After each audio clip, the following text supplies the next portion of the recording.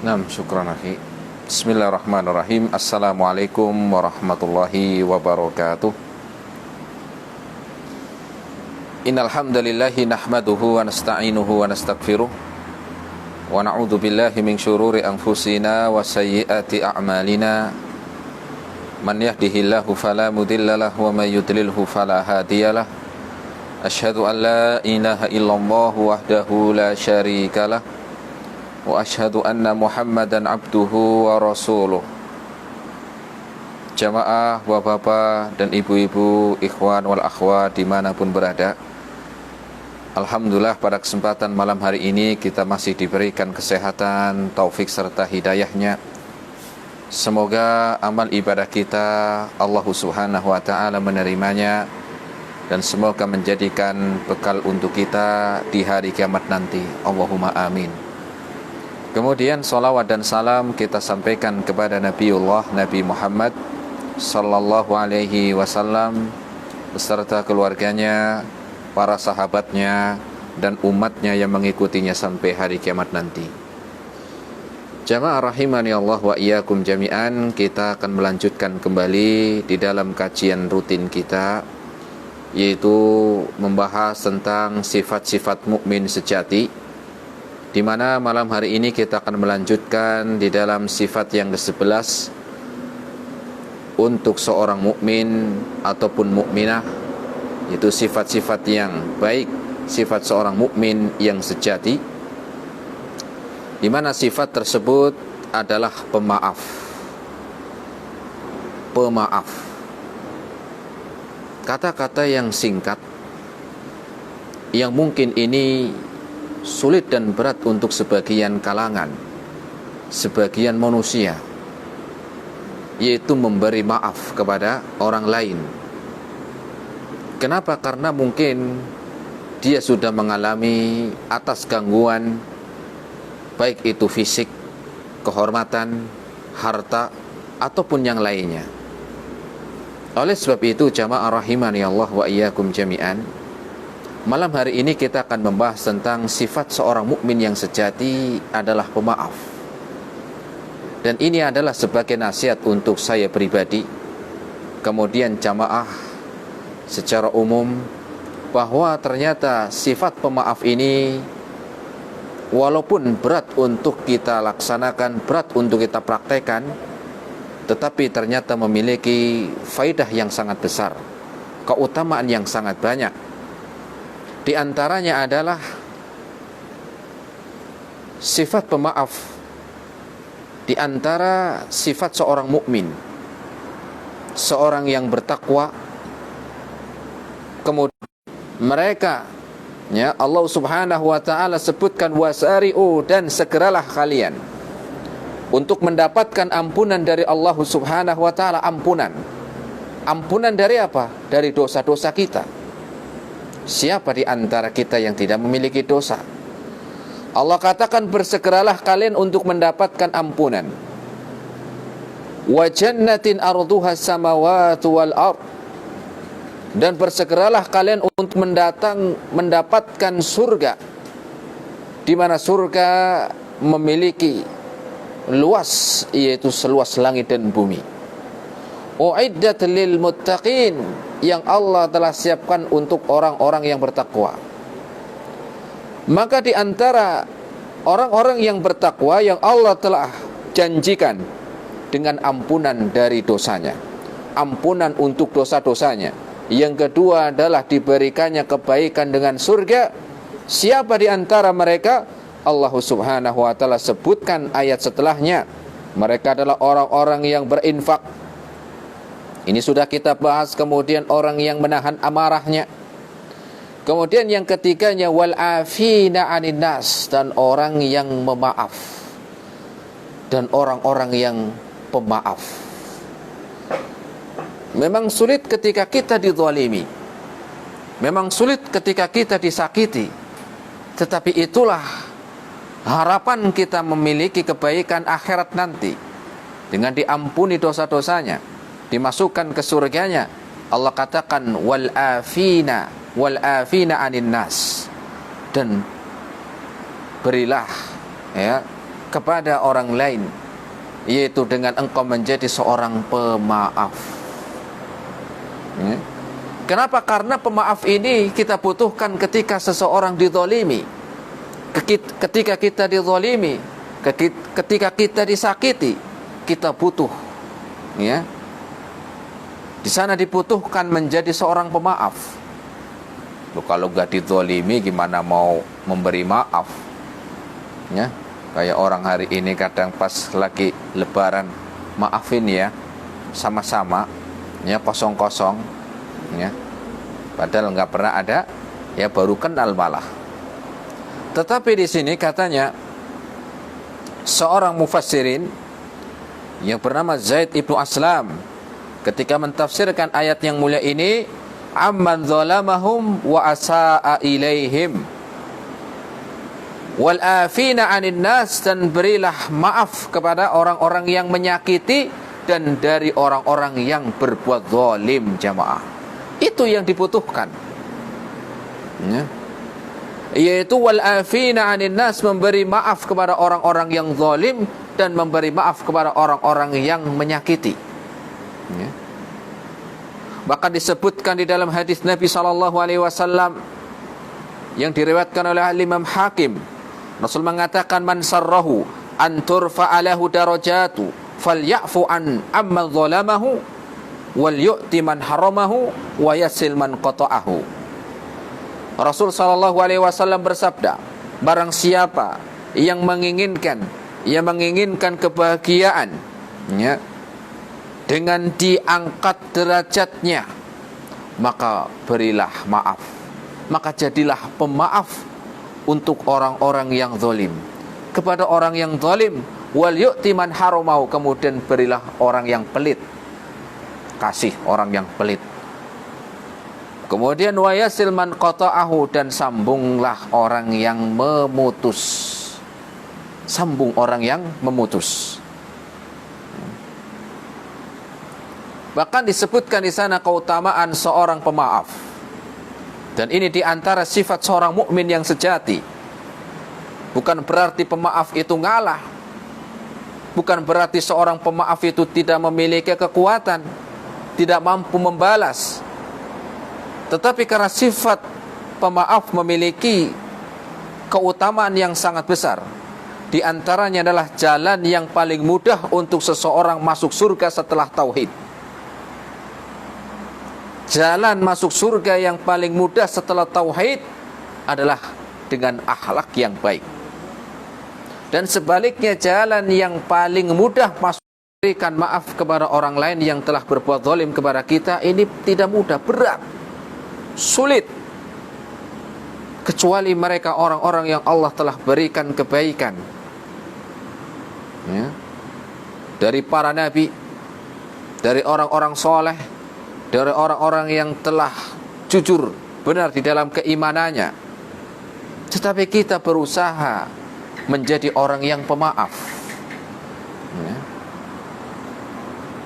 Kalau kita melihat sezalim-zalimnya orang yang dia lakukan kepada kita, jauh dengan kezaliman orang-orang yang dia berbuat zalim kepada Nabi kita SAW. Sejahat-jahatnya orang hari ini yang dia lakukan kepada kita, maka kalau kita menimbang dengan orang-orang yang jahat kepada Nabi kita SAW, maka tidak ada separuhnya. Rasul mengatakan, inna asyaddal bala'i al-anbiya'u thumma al-amsal fal-amsal. Sesungguhnya orang yang paling berat cobaannya itu para nabi, kemudian orang setelahnya, kemudian setelahnya, kemudian setelahnya. Coba kalau kita melihat kezaliman-kezaliman, keburukan-keburukan yang dilakukan oleh orang-orang ketika itu kepada Nabi kita SAW, kita melihat Rasul adalah seorang yang pemaaf. Lihat ketika tahun awal-awal di dakwahnya, tahun ke-10 kenabian, Rasul SAW berangkat dari kota Mekah menuju Taif dengan berjalan kaki, dengan ditemani sahabatnya yaitu Zaid bin Haritsah, ingin mendakwahkan Islam. dengan tutur kata yang lemah lembut, mengajak mereka untuk beriman kepada Allah, mengajak mereka untuk masuk Islam. Tetapi apa balasannya oleh penduduk Taif? Rasul pun dilemparin batu, jamaah. Ya. Rasul pun diusir. Padahal Rasul tidak berniat jahat, Rasul tidak berniat keburukan, tidak. Tetapi Rasul ingin berniat mengajak mereka untuk masuk Islam dengan tutur kata yang sopan santun, dengan bahasa yang mudah dipahami, dengan sifat yang baik. Tetapi balasan orang-orang Taif, Rasul diusir. Bukan hanya diusir, mereka, ya, orang-orangnya, masyarakatnya, mereka diperintahkan untuk ngelemparin batu Nabi SAW. Rasul dilemparin batu sampai berdarah, ya, sampai apa? Berdarah. Ya. Rasul SAW. Tetapi apa Rasul membalas emosi? Ya. Berbeda dengan kita. Mungkin kita itu dikit-dikit pemarah. Ya. Rasul ketika ditawarin oleh malaikat Akhsyabain, apakah Rasul mau? Kalau dia mau untuk apa? Menimpakan 2 bukit besar ke penduduk Taif atas apa yang mereka telah berbuat. Tetapi Rasul memaafkan dengan mengatakan, ya Rabbi gfir qaumi, Allahumma gfir li qaumi fa innahum qaumun la ya'lamun. Ya Allah, ampunilah kaumku, ya Allah, ampunilah umatku mereka. Fa innahum qaumun la ya'lamun. Mereka adalah orang-orang yang belum tahu, jamaah. Ya. Luar biasa, Rasul disakiti, fisik dilemparin batu. Mungkin kalau kita dilemparin batu, balas saja, al jaza'u min jinsin amal. Ya. Orang lemparnya sekali, kita 5 kali. Bukan hanya dilemparin batu, Rasul dikatakan di sana orang gila. Ya. Kita mungkin saja, ya, ustadz aja mungkin kayak kita, ada yang ustadznya gila, mungkin kita sakit hati. Tetapi Rasul SAW luar biasa di dalam memiliki sifat pemaaf, jamaah. Ya. Kemudian contoh yang lainnya, ketika tahun ke-8 Hijriah, tepatnya ketika setelah perang Hunain, di sana banyak saya sebutkan, ya, tidak semua saya sebutkan bagaimana Rasul SAW memiliki sifat pemaaf yang hendaknya kita menjadikan beliau sebagai tauladan yang baik, suri tauladan yang baik. Ketika Rasul SAW selesai dari perang Hunain, Rasul membagi-bagi harta rampasan perang, ghanimah. Dan ketika itu mendapatkan harta ghanimah sangat banyak. Karena orang-orang musyrikin ketika itu pas perang Hunain, mereka memang sengaja membawa hartanya semuanya. Hartanya dibawa semuanya, baik yang ternak ataupun yang gak diternak dibawa. Tujuannya apa? Mereka orang musyrikin bawa semua hartanya, ditaruh di belakang, biar mereka gak mundur. Kalau mundur lari nanti hartanya diambil. Maka mereka membawa harta yang sangat banyak sebagai pemacu, motivasi biar menang, tetapi kalah mereka. Ketika Rasul membagikan harta rampasan perang, jamaah, ini ada orang yang gak sopan nih, yang bernama Dzulquwaisirah. Dia datang dengan memanggil Rasul SAW dengan namanya. Ya.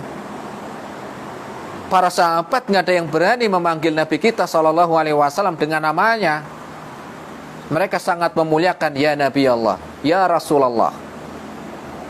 Allah Subhanahu wa ta'ala memanggil Rasul SAW juga bukan dengan namanya, memuliakan Nabi kita. Ini ada orang sopan banget nih, tidak sopan sekali ini. Dia mengatakan, ya Muhammad i'dil fa innaka lam ta'dil. Muhammad, begitu kalau bahasa kita, adil dong. Kamu ini enggak adil nih dalam memberi apa? Dalam membagi harta. Ya. Ini kalau orang hari ini ya, bisa dikatakan orang kurang apa? Jangan yang lanjutin loh. Ya. Tetapi Rasul tidak marah jemaah. Yang marah sahabat. Ya Rasul, saya kasih pelajaran aja nih orang. Rasul enggak, biarinlah. Biarin, pemaaf Rasul. Coba pertama dia memanggil Rasul sallallahu alaihi wasallam dengan namanya. Yang kedua katanya Rasul enggak adil coba. Kita aja mungkin kalau lagi ceramah begini ada yang mau ustadznya enggak ikhlas tuh. Mungkin kita sakit hati. Enggak ikhlas nih ustadz. Mungkin kita sakit hati. Dari mana dia tahu enggak ikhlas? Kita juga belum tahu. Jadi Rasul sallallahu alaihi wasallam enggak marah, enggak sakit hati. Ya. Perasaannya. Jadi sakiti perasaannya. Kemudian di antaranya yang lain Rasul sallallahu alaihi wasallam ketika hijrah kita lihat. Ketika hijrah, sebelum hijrah kita tahu Rasul dituduh sebagai orang gila, penyihir, dukun, santet, tukang syair, kesurupan, wah komplit itu. Rasul marah? Rasul balas dendam? Enggak jamaah. Pemaaf Rasul. Bahkan dikatakan orang gila, tukang sihir. Enggak sampai di situ. Kejahatan mereka orang-orang musyrikin Quraisy. Bahkan mereka memberikan sayembara. Siapa yang bisa mendatangkan Muhammad baik hidup atau mati, dikasih 100 onta. Coba, nyawanya Rasul. Ya. Ketika itu mereka tidak habis di dalam menghina fisik, ucapan, ya, ucapan-ucapan yang menyakitkan, bahkan nyawanya dihargai dengan 100 onta jamaah, baik hidup atau mati. Ya. Apakah Rasul balas dendam? Rasul membalas. Lihat ketika Fatu Mekah tahun ke-8 Hijriah. Ya. Tahun ke-8 Hijriah. Di mana Rasul ketika itu membawa 10.000 pasukan datang ke Mekah, nggak ada yang berani di Mekah. Orang-orang yang menghina Rasul, yang nginjek, yang ngasih kotoran onta, yang nuduh apa? Yang nuduh tukang sihir, tukang santet, tukang ya dukun dan seterusnya, mereka apakah Rasul bah nih orang nih dulu nih hina saya nih, sekarang gantian enggak begitu jemaah. Mungkin kalau kita ya langsung ente kan yang kemarin ngomong gini kan. Rasul enggak seperti itu. Bahkan mereka orang-orang Quraisy pada ketakutan. Ya, Rasul mengatakan ya ma'syarul Quraisy, ya ma'syarul Quraisy, ma tarawna anni fa'ilun bikum. Orang-orang Quraisy. Dikumpulkan tuh orang-orang Quraisy. Menurut kalian saya akan balas enggak? Menurut kalian apa yang saya akan lakukan kepada kalian? Dengan sebab kalian telah banyak berbuat zalim, bahkan bukan zalim, nyawa. Ya, ada sahabat yang meninggal. Apa pendapat kalian? Apa yang akan aku lakukan kepada kalian sekarang kalau aku mampu? Ya. Bukan pemaaf itu yang gak mampu, dipukul temannya, saya maafin. Bukan maaf, memang temannya badannya gede, memang dia gak berani. Bukan seperti itu. Dia memaafkan karena gak mampu. Ini Rasul mampu jamaah. Ya. Mereka mengatakan khairan akhun karim wa ibnu akhin karim. Iya wahai Muhammad, engkau itu kalau seandainya sekarang membalas kepada kami dulu yang telah kami perbuat kepada kalian wahai Muhammad, itu mampu engkau berbuat sesuatu, mampu untuk melakukan sesuatu untuk membalas kepada kami. Tetapi engkau adalah orang baik ya Muhammad. Engkau adalah saudara yang mulia, anak dari saudara yang mulia. Kemudian apa Rasul mengatakan? Rasul membalas, dipanggil satu persatu. Ya. Rasul enggak. Rasul mengatakan la tasriba alaikumul yaum. Sekarang tidak ada dendam di antara kita. Subhanallah. Nyawa dicari dengan balasan 100 onta. Ketika Rasul mampu membalas kepada mereka yang sudah ketakutan, Rasul mengatakan la tasriba alaikumul yaum. Sekarang nggak ada balas dendam kepada kalian. Sekarang tidak ada membalas untuk kalian. Idhabu fa antum tulaqa. Silakan kalian pergi, kalian selamat hidup. Subhanallah. Pemaaf apa ini dengan sifat Nabi kita sallallahu alaihi wasallam? Bukan hanya fisik kehormatan, harta pun diambil. Rumahnya Nabi diambil, hartanya diambil.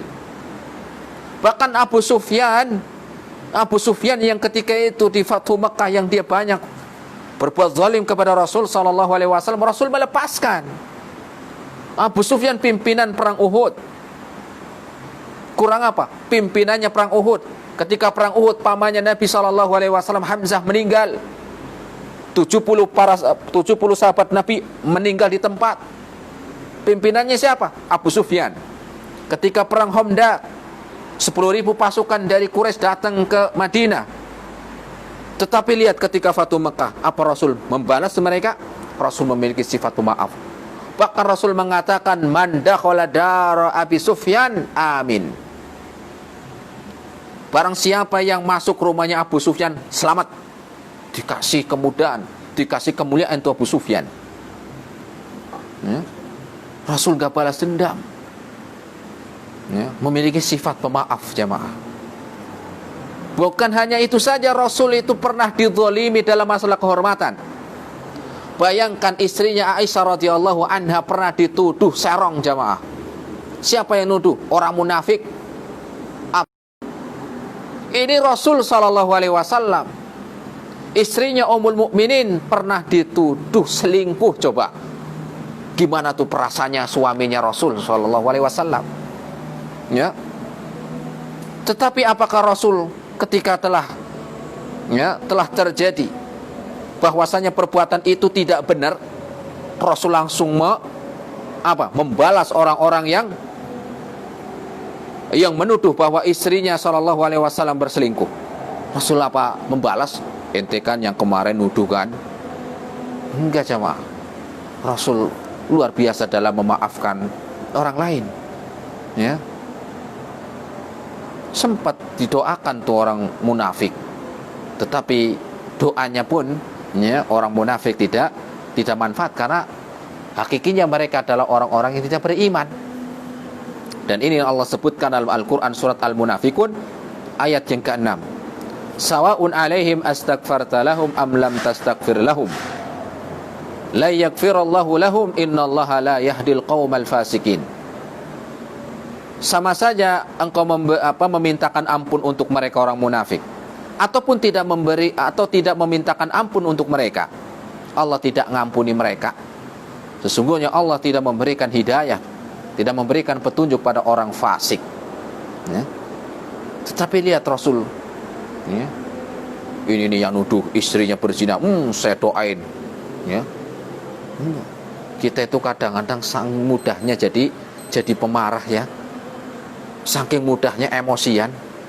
Baru naik motor, ada dari samping kanan kenceng nyalip, kita kaget itu, langsung emosi.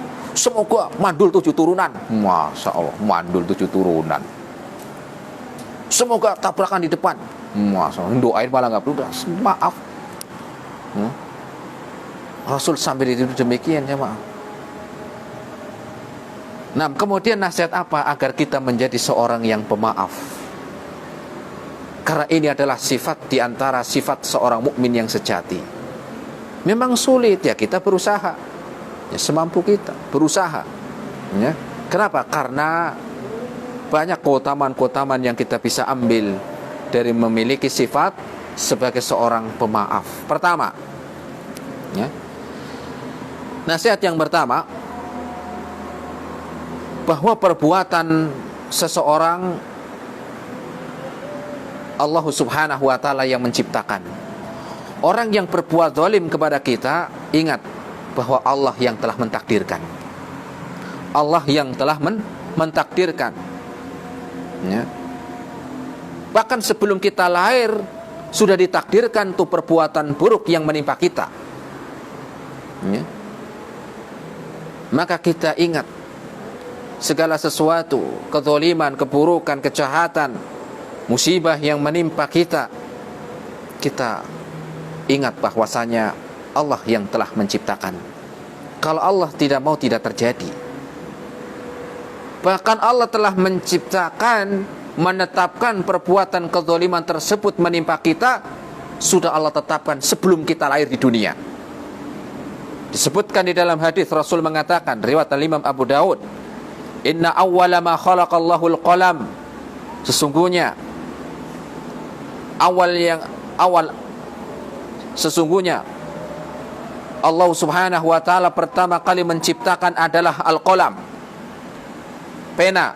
Faqala lahu uktub, kemudian Allah katakan tulis wahai pena. Faqala, maka pena mengatakan, Rabb, ma aktub, apa yang aku tulis ya Allah. Kemudian disebutkan qala uktub maqadira kulli syai'in hatta taquma sa'atu. Tulislah segala kejadian-kejadian, tulislah segala takdir-takdir sampai datangnya hari kiamat. Sampai hari kiamat, tulis. Sebelum kita lahir, sebelum orang tua lahir, sebelum kita di dunia, sebelum orang tua kita di dunia, sudah Allah tetapkan segala sesuatu yang menimpa kita dari kezaliman-kezaliman ini atas apa? Ya takdir Allah subhanahu wa ta'ala. Ya. Sudah jadi pemaaf belum ini? Belum. Nasihat yang kedua.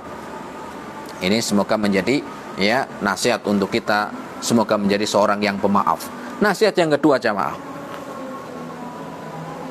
Segala kejahatan, keburukan yang menimpa kita bisa saja karena maksiat yang kita lakukan, jamaah. Segala sesuatu keburukan, kejahatan, kezaliman yang menimpa kita di antara sebab karena maksiat kita sendiri. Oh, mungkin ini saya banyak dosa, banyak maksiat, semoga ini menjadi penggugur dosa. Bukan tambah malah apa? Wah, memang dia doang yang bisa atos, saya juga bisa apa atos? Emang dia doang yang bisa begitu, saya juga bisa. Kita lihat nanti, Masya Allah ya. Barangkali musibah yang menimpa kita, kezaliman, kejahatan yang menimpa kita, mungkin saja itu adalah pengaruh dari maksiat kita, jamaah. Allah mengatakan dalam Al-Quran surat Syura ayat yang ke-30, wa ma asabakum min musibatin fabima kasabat aydikum wa ya'fu an katsir. Dan apa yang menimpa kalian dari musibah, kejahatan, kezaliman, keburukan, fabima kasabat aydikum, karena disebabkan perbuatan kalian sendiri, mungkin maksiat, dosa. Wa ya'fu an katsir, dan Allah memaafkan, memaafkan dari apa? Dari yang banyak.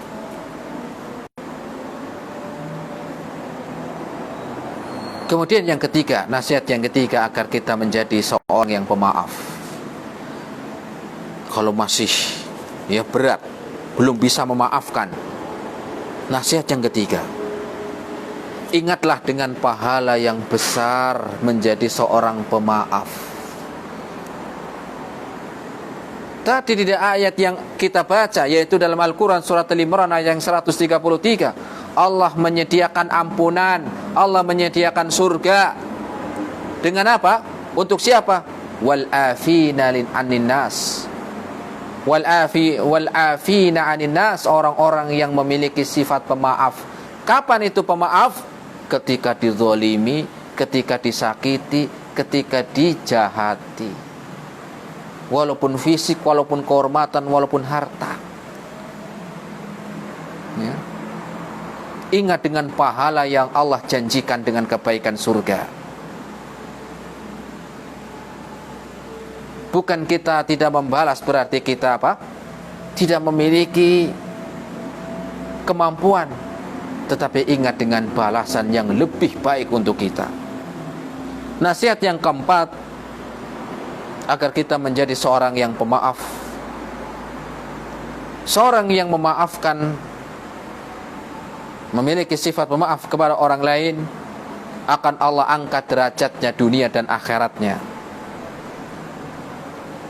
Mana itu hadis Nabi SAW, barang siapa yang menginginkan senang untuk diangkat derajatnya, kemudian dia pun senang ketika diberikan kebaikan, diangkat derajatnya, falyafu an zalamahu, maka jadilah pemaaf untuk orang yang zalim, berilah orang-orang yang pelit, ya, orang yang menahan, wa yasil man qata'ahu, dan sambunglah orang yang memutus kekerabatan, ya. Nah ini, ya.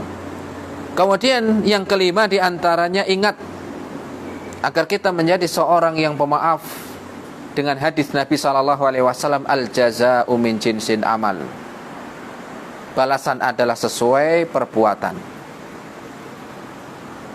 Kalau kita pasti punya dosa, kita punya kesalahan, kita punya kekurangan. Senang gak kalau kita kekurangan kita, kesalahan kita, dosa kita dimaafkan? Senang. Maka kita pun harus ingat juga kalau kita memaafkan orang lain. Siapa di antara kita yang bersih dari dosa? Kalau kita pasti, kita itu memiliki dosa, kita itu pasti memiliki, ya, keburukan-keburukan, kezaliman-kezaliman, baik itu kezaliman yang nampak ataupun tersembunyi, kezaliman kepada keluarga kita, kezaliman kepada anak dan istri kita atau suaminya. Kita senang kalau kita dimaafkan. Maka hendaklah kita ingat ketika kita memaafkan orang lain ketika berbuat salah kepada kita, al jaza'u min jinsin amal. Sudah mulai belum ini jadi seorang pemaaf? Ya. Saya tambahkan kembali agar kita kiat menjadi seorang yang pemaaf. Balas dendam ini akan menghabiskan waktu, manfaat, dan kebaikan-kebaikan. Memikirkan bagaimana membalas akan menghabiskan waktu manfaat kita, kemudian kebaikan-kebaikan kita. Kenapa? Dia akan memikirkan gimana nih membalasnya nih, gimana cara cara menghabisinya, gimana cara untuk apa? Untuk menjatuhkannya, gantian. Terus dia akan memikirkan. Maka waktu-waktu yang Allah telah berikan akan terlewat dengan sia-sia, jemaah. Coba kalau menjadi seorang maaf, sudah tuh enak tidur, enak waktunya sama keluarga, sama anak, sama istri, sama orang tua, sama teman, enak. Tetapi kalau dia memiliki sifat, ya, sifat, ya, balas keburukan dengan apa? Ya, dengan keburukan pula, maka dia akan terus memikirkan. Mau tidur, gimana caranya, ini orang ini jahat banget ini, gimana cara menjatuhkan, gimana cara membalasnya, sampai akhirnya nggak bisa tidur. Baru tidur sebentar 30 menit bangun, mikir lagi ke situ. Gak enak. Ya, coba kalau menjadi seorang pemaaf. Kemudian nasihat yang terakhir, sesungguhnya Allah bersama orang-orang yang sabar. Sabar. Ya memang sabar itu gampang untuk diucapkan, tetapi sulit untuk kita amalkan. Tetapi itulah kebaikan karena di antara sifat mukmin sejati. Ya. Kenapa? Karena orang yang sabar Allah yang akan menolongnya. Kita mungkin memaafkan, tapi Allah nanti yang membalasnya. Kita nggak tahu. Ya. Kita apa? Tidak mengetahuinya. Atau mungkin ketika ada orang yang zalim kepada kita, jahat kepada kita, kita berbuat baik, tetap kita baik.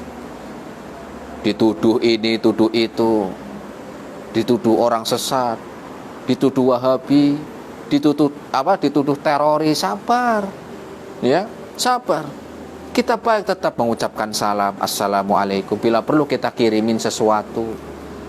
Ya, orang itu baik ya, kita tuduh orang sesat kok ngasih apa? Ngasih sesuatu kepada kita. Ya, mungkin orang itu pun akan apa? Malu sendiri. Malu sendiri. Dan ingat dengan hadis bangkrut orang-orang yang amalannya habis gara-gara kezalimannya. Ya, semoga ya ketika kita tidak membalas, semoga Allah yang membalas nanti. Tidak di dunia, nanti di akhirat enggak ada yang gratisan. Iya, saya di dunia tidak mau membalas, Tetapi Allah yang maha tahu. Allah enggak gratisan jamaah. Bahkan lebih berat kalau Allah menagih nanti di hari kiamat. Lebih berat. Kenapa? Karena bayarnya bukan dengan apa? Dengan harta. Bukan dengan harta atau apa yang kita miliki, tetapi dengan pahala. Ya. Jadi bangkrut orang-orang yang zalim. Maka maafkan.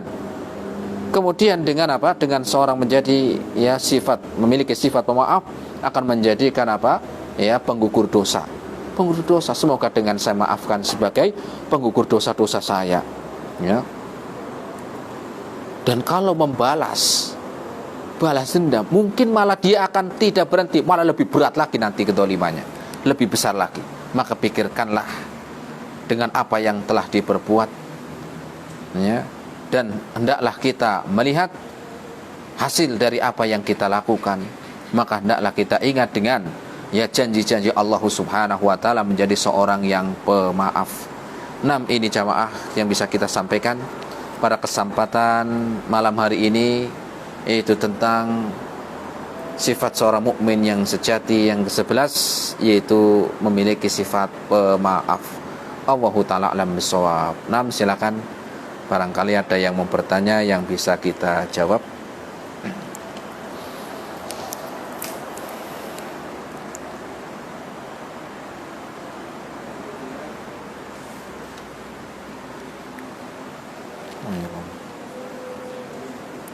Bismillah.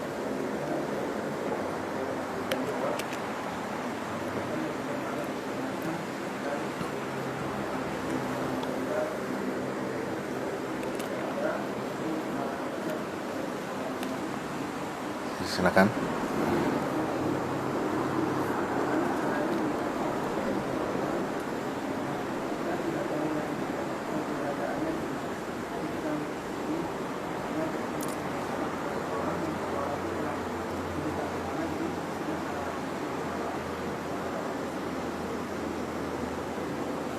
Naam.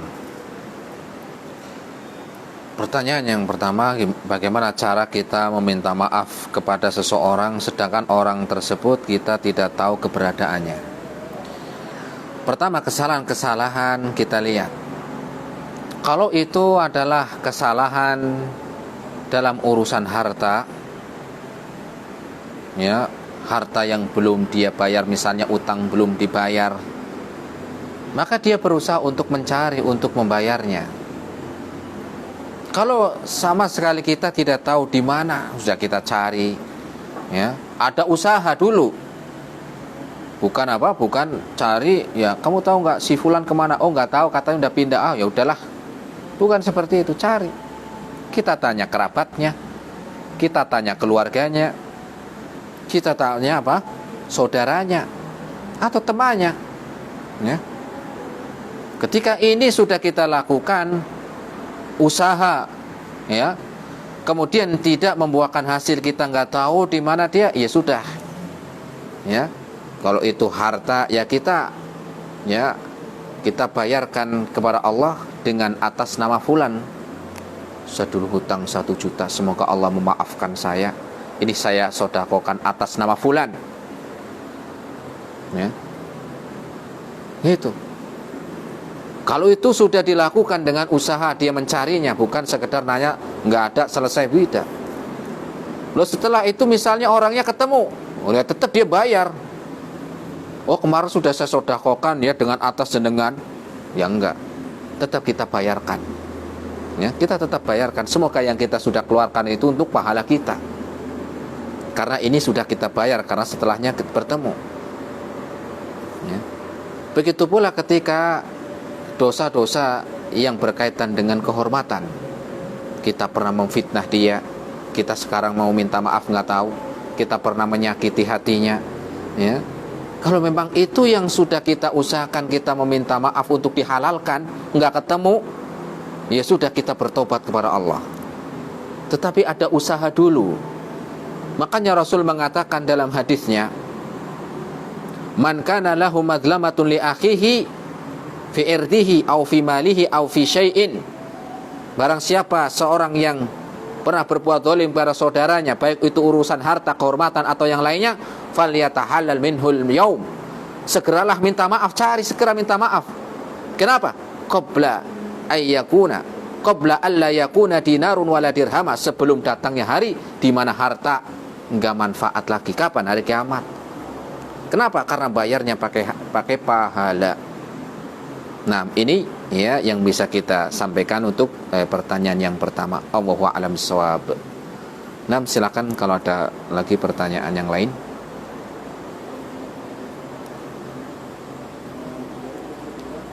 Wa iyyakum.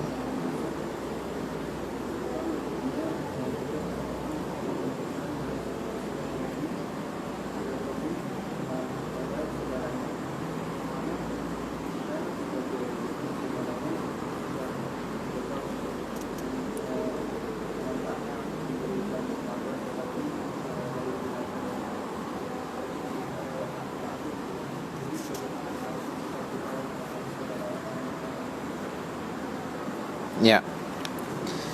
Bagaimana sikap kita kepada saudara kerabat yang memutus silaturahim dengan kita? Tetap kita menyambung. Tetap kita menyambung, bukan dia misalnya saudara kita itu memutus kerabat dengan kita balas, ya sudah, kita putus saja. Enggak. Tetap kita berbuat baik. Makanya hadis tadi Rasul mengatakan, man sarrahu an turfa'a lahu darajat falyafu an dhalamahu wal yu'ti man haramahu wa yasil man qata'ahu. Siapa yang menginginkan senang dengan diangkat derajatnya di dunia dan akhirat, berilah maaf, menjadilah pemaaf untuk orang yang zalim, dan berilah orang yang menahan hartanya, dan sambunglah silaturahim orang yang mutus. Sambung silaturahim orang yang mutus. Kalau menyambung orang yang menyambung biasa, wajar, normal. Tetapi ini menyambung orang yang mutus. Makanya dalam hadis yang lain juga Rasul mengatakan, laisal wasilul bil mukafi, bukanlah orang yang menyambung silaturahim itu karena membalas. Oh, saudara itu kan ya baik ke saya, dia suka menyambung, saya juga nggak enak kalau nggak nyambung. Bukan seperti itu, wajar, biasa. Tetapi Rasul mengatakan, laisal wasilul bil mukafi walakinal wasilu man qata'ah. Tetapi menyambung silaturahim adalah ketika saudaranya mutus, dia sambung. Apakah dosa untuk kita? Ya nggak dosa, justru pahala untuk kita. Yang dosa orang yang memutus.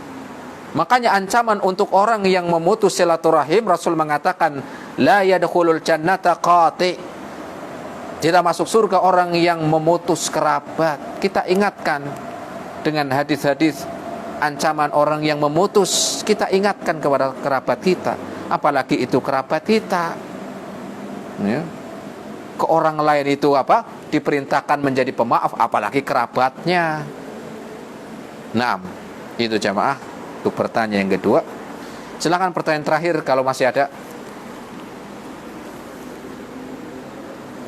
Wa'alaikum.